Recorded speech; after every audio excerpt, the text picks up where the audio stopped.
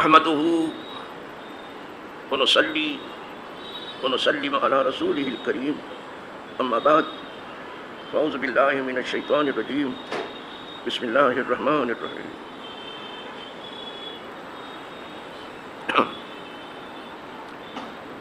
وعن ابي سعيد قال كان رسول الله صلى الله عليه وسلم يصلي الضحى حتى نقول لا يدعها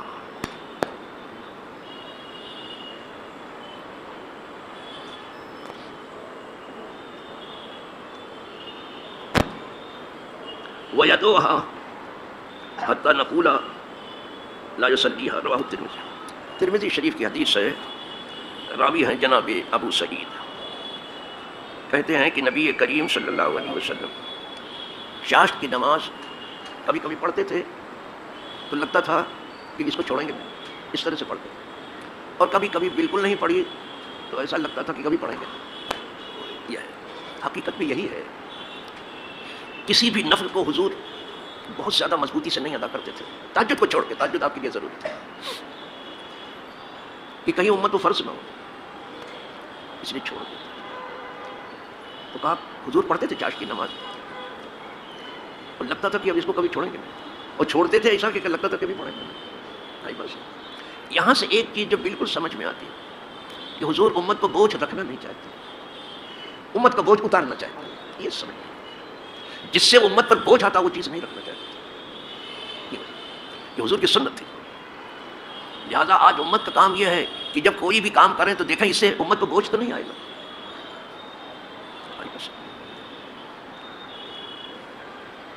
جیسے ٹور والے جو حج و زیارت کراتے ہیں، انہوں نے پرمیشن لینے کے لیے لوگوں کو اتنا کھلایا پلایا وہ اس اسلام ہو گئے. یہ بوجھ امت پر آیا. اس لیے ٹور آپریٹر کو اپنے گھر سے تو کچھ دینا نہیں، جو کچھ خرچ کیا ہے عوام سے ہی وصول کرنا. تو حج ان کی وجہ سے مہنگا ہو گیا، اس میں کوئی دو رائے نہیں. ان کی وجہ سے حج اتنا مہنگا نہ تھا، کبھی بھی نہیں تھا جو آج ہو گیا. اسی طرح سے وہ بلڈر جو عمارتیں تعمیر کرتے ہیں اور لوگوں کو مکانات فراہم کرتے ہیں، انہوں نے پرمیشن لینے کے لیے اتنا کھلایا کہ آفیسران کا ہاضمہ خراب ہو گیا. اس لیے بلڈنگ بھی مہنگی ہو گئی. یہاں اپنے علاقے سے باہر کہیں بھی نکل جائیے، یہاں کھلانے پلانے کا یہ دستور نہیں ہے تو آپ کو سستے مکان مل جائیں گے. اسی لیے بہت سے لوگوں نے اپنی مجبوری کی وجہ سے، اپنی کمزوری کی وجہ سے چاروں ناچار اپنے علاقے کو خیر بات کہا چلے گئے. یہاں سے باہر کہیں بھی نکلیے سستا نہیں. ہماری آپ کی ذمہ داری یہ ہے کہ جو بوجھ پبلک پر آنے والا وہ آنے نہ پائے اس کے اوپر. اور اگر ہماری فکر میں یہ بات آئی کہ امت پر کوئی بوجھ نہ آئے، ان کو ہم بوجھل نہ بنائیں بلکہ ہو سکے تو ان کا بوجھ اتاریں، تو انشاءاللہ میں امید کرتا ہوں کہ اللہ تمہاری گناہ کا بوجھ اتار دے گا. فکر آپ کی اچھی ہے نا. اور اگر آپ نے یہاں لوگوں کو بوجھل کر دیا، یہاں لوگوں کا جینا تو بھر کر دیا، تو تھوڑی سی اپنی فکر کریں آپ. اس سے آپ کسی زیادہ کشائش کی امید نہ رکھیے. جو دوسروں کو بوجھل کرنے میں لگا ہے، ایک دن وہ بھی بوجھ تلے دبائے گا. ورنہ چاشت ایسی نماز حضور چھوڑے یہ دیکھ کر کے کہ کہیں امت تو بوجھ نہ ہو جائے. لیکن چھوڑ دیتے تھے اس کو، لگتا تھا کہ پڑھیں گے نہیں. ایک حدیث ہو گئی. ایک دوسری اور سن لیجیے سر.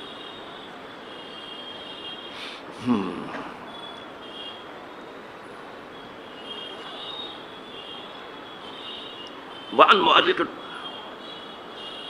اجلی قال قلت لابن عمر تصلي الضحى قال لا قلت لعمر قال لا قلت فابو بکر قال لا قلت فالنبي صلی اللہ علیہ وسلم قال لا يخاله رواه البخاری.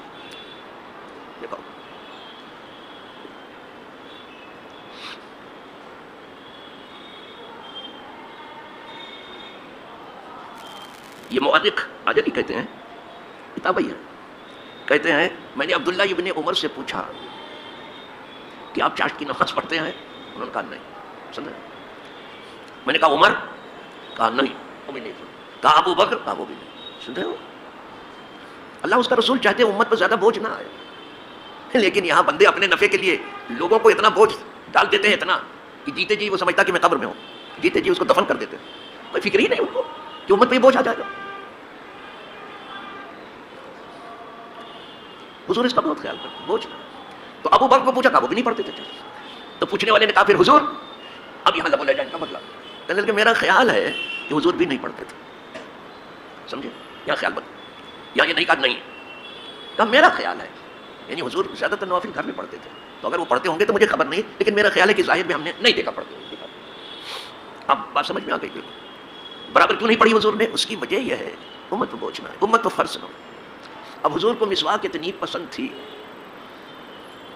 کہ پردہ فرمانے سے کچھ پہلے بھی مسواک کو ہی دیکھ رہے تھے، مسواک کی. بلکہ فرمایا کہ اگر یہ چیز مشقت کی نہ ہوتی تو میں مسواک ضروری کر دیتا امت کے لیے ہر وضو میں. جی صاحب. اور امت پر اگر بوجھ نہ آتا تو پھر میں عشاء کی نماز تاخیر سے کر دیتا، نصف رات. لیکن نہیں کیا کہ امت پر بوجھ آ جائے گا. دیکھ رہے ہیں کس قدر مہربان، وہ کتنے مہربان ہیں. ہم ان کے غلام ہیں، وہ کتنے سخت ہیں اللہ کے بندوں پر. کسی کی جگہ کھا گئے، کسی کا مکان کھا گئے، کسی کی دکان کھا گئے. سمجھ میں ان کی راہ مار دی، ان کی راہ مار دی. یہ آپ نے کچھ دین سیکھا ہی نہیں. اس کا مطلب آپ کے پاس دین نام کی کوئی چیز نہیں ہے. کچھ رسومات آپ کے پاس ہیں جن کی ادائیگی میں آپ لگے ہیں. اگر آپ کو علم ہوتا تو پھر کبھی بھی ایسا نہیں. بہت سی سوسائٹیاں جو ٹاورس میں ہیں، وہ جب رہنے والوں پر مہربان ہوئی تو انہوں نے کوشش کی کہ یہ رہنے والے اس میں اتنے آرام سے رہیں کہ ان پر کوئی بوجھ نہ آئے. روز بروز ان کا کرایہ کم کرنے لگے. وہ ایسے ہیں، ایسی سوسائٹیاں ہیں. انہیں ذرا سا شعور ملا کہ جو لوگ ہمارے سائے میں ہیں وہ ٹھنڈک محسوس کریں، ہم ان کا بوجھ اتاریں. تو روز بروز ان کا خرچ کم کرتے گئے. اور جو ناک پتندیش ہیں وہ روز بروز چارج بڑھاتے چلے گئے. ایسے زیادہ ملیں گے. ان کو کچھ پڑی ہی نہیں، ان کو کچھ نہیں. کھلاتے گئے کھلاتے گئے.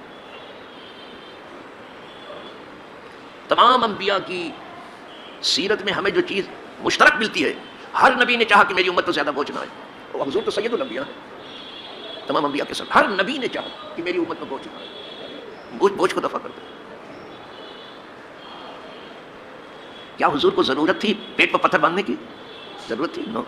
دونوں جہاں کے خزانے تو ہیں آپ کے ہاتھ، دونوں جہاں کے نعمت، تو ضرورت تھی. لیکن پیٹ پہ پتھر باندھا اور پبلک کو کھلایا، ان کو آرام پہنچایا، ان کو آزاد کیا. اور یہیں سے معلوم ہوا کہ جب تک پیٹ پہ پتھر باندھا نہ جائے آزادی ممکن نہیں ہے. یہ حوصلہ چاہیے کام کرنے والے. دوسری چیز، جب تک خود بھوکا نہیں رہے گا دوسرے کو نہیں کھلائے گا. جس نے خود بھوکا رہنے کی عادت بنا لی وہ دوسرے کو کھلائے گا. اور جس نے پیٹ بھرنے کی عادت ڈال لی وہ کیا کسی کو کھلائے گا. خود ہی ہاتھ دھو کے تیار ہے کہ کہیں دسترخوان ملے اور پھر ہم بیٹھ جائیں، پھر دوسرے کا بات اپنا ہاتھ انا للہ و انا الیہ راجعون. پھر تو کیا ہے، پھر چلنے دیجیے. یہ وہی لوگ کرتے ہیں کہ خود بھوکے رہتے ہیں اور دوسروں کے. حضور کے صحابہ نے یہ کر کے دکھایا. وہ خود بھی بھوکے رہے، گھر والے بھی بھوکے، حتیٰ کہ ان کے بچے بھی بھوکے رہے، لیکن دوسروں کو کھلا دیا. وہی لوگ کھلاتے ہیں. اور یہ پیٹ بھرے لوگ، ان کو کیا پڑی کسی کو کھلائیں. ان کا روپیہ پیسہ ان کی شان شوکت کے لیے، ان کی دین دان کے لیے ہے، ان کے فخر و مباحت کے لیے ہے، لوگوں کو آرام پہنچانے کے لیے ہے. اللہ سب کو دین کی سمجھ پوچھے، اللہ سب کو دین پر عمل کرنے کی توفیق. اللہ ہمارے ٹوٹے پھوٹے عمل کو اپنے اچھوں کے صدقے میں قبول کرے. جیتے جی ہمیں اچھوں کا ساتھ نصیب ہو اور مرنے کے بعد اچھوں کا پڑوس ہمیں نصیب ہو. وآخر دعوانا ان الحمدللہ رب. یہ باب یہیں پہ